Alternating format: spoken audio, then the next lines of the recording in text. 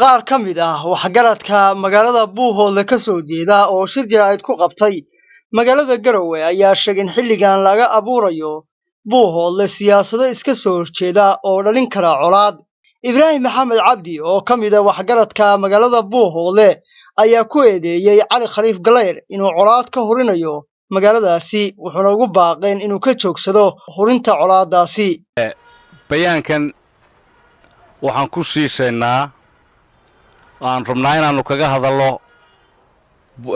gobolka Cayn Buuhodle oo siyaasado fara badan ay ku hirdamayaan waqtigan xaadirka aanay qaadi karin siyaasada aanay qaadi karin ay ku hirdamayaan anoo koobaya hadalkayga aanan rabin inuu iga farabato waxaan hadalka ka bilaabaya marka hore deegaanka dadka ku nool Buuhodle waxa xukuma oo lagu og yahay oo lagala xidhiidha shisheeye iyo sokeeye deris iyo gudo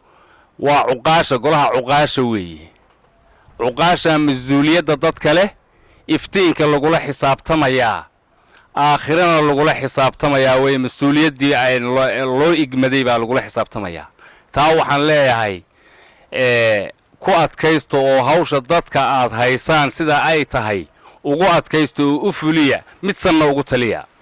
arrinta kale waxaa ka jira hirdan siyaasadeed oo ah group wada colaad iyo group nabad wada cuqaashu waxay wadaa nabad bay wadaa ay dadka ugu talinayso colaadaha hirdamaya in aan la isla jiidin barakac iyo balaaya aanay dhicin ayay cuqaashu wadaa group Cali Khaliif iyo group uu wato waxay wadaan colaad iyo caaqiba beel iyo barakac international community-ga AU-da igad golaha ammaanka qaramada midoobay caalamka oo dhan jaamacatul carab waxaanu u sheegaynaa Cali Khaliif tuulada yar ee beeshu degan tahay ee la ogaa wixii hore uga dhacay maantana inuu doonayo inuu dagaal iyo dab ku shido waxaanu leenahay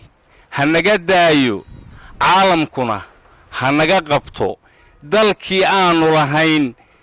degmada Buuhodle nagaga hadhay waad ogtihiin oo meel walba waa naloo soo fadhiyaa arrinta iyada ah halkaasaan dhigayaa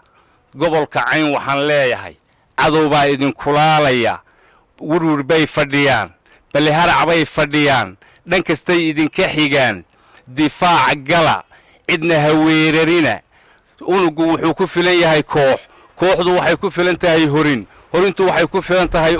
ururku guutuu ku filan yahay difaaciinaad ku guulaysan jirteen Soomaali maanta siyaasadda Soomaaliyeed waxay ku taagan tahay waa isr weeye waad ogtihiino Somaliland isr isaaq aan u kala maqnayn bay dawlad ku sheeganaysaa hawiye wuxuu dawlad ku sheeganayaa isr aan u kala maqnayn annagu hadde daarood baanu nahay harti baanu nahay oo daarood baanu nahay oo Soomaali baanu ku aroornaa dadka meesha degani waa dad harti ah waa dad wada dhashay waa dad dawlad qurihi ka dhaxayso waa dadkii 4.5ka